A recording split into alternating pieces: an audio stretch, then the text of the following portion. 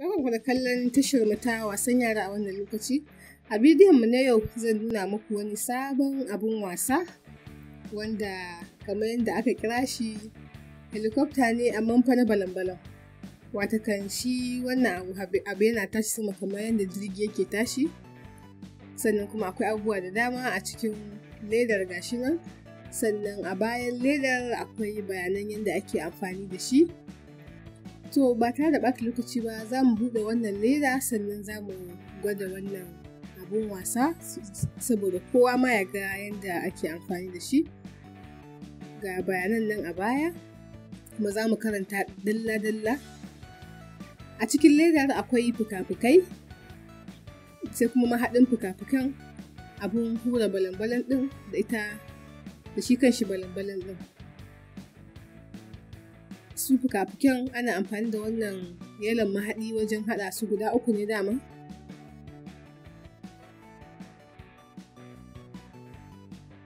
Sai kuma ga balan-balan ɗin su ma har guda biyu sai mutum ya zaɓi wanda yake so. Shi wannan bulun abu shi ake amfani wajen hura balan-balan ɗin. Kuma yanzu za mu hura saboda mu gwada wannan abun wasa ku gani.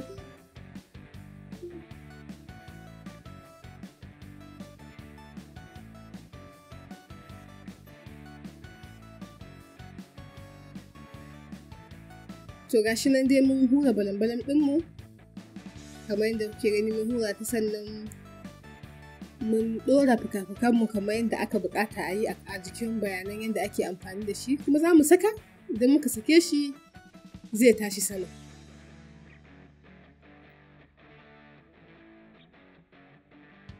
To gashi nan ya tashi ya kuma dawo. To watakan shi dai wannan abin wasa yana tashi ne ful, idan ya tashi ya yi ful sai zai tashi har sai balan-balan ɗin ta sace sai ya dawo ƙasa. To haka yake, wanda saboda haka bai kamata a yi wasa da shi a cikin ɗaki ko kuma a cikin rufaffen guri, sai a fita waje a yi amfani da shi saboda a fi jin daɗin wasan. To wannan abin wasa kenan da kuma yadda ake amfani da shi, idan ya sace sai a ƙara hurawa a ƙara gwadawa. To da fatan dai kun ji daɗin wannan bidiyo. Idan kuna son samun wasu daɗaɗɗen bidiyoyi kamar wannan sai ku biyo mu a wannan tasha. Kafin nan ku yaɗa wannan bidiyo da 'yan uwanku da abokan arziki, sannan ku jinjina mana ƙasa, ku yi tsokaci akan wannan bidiyo da ra'ayoyinku. Mun gode kuma sai anjima.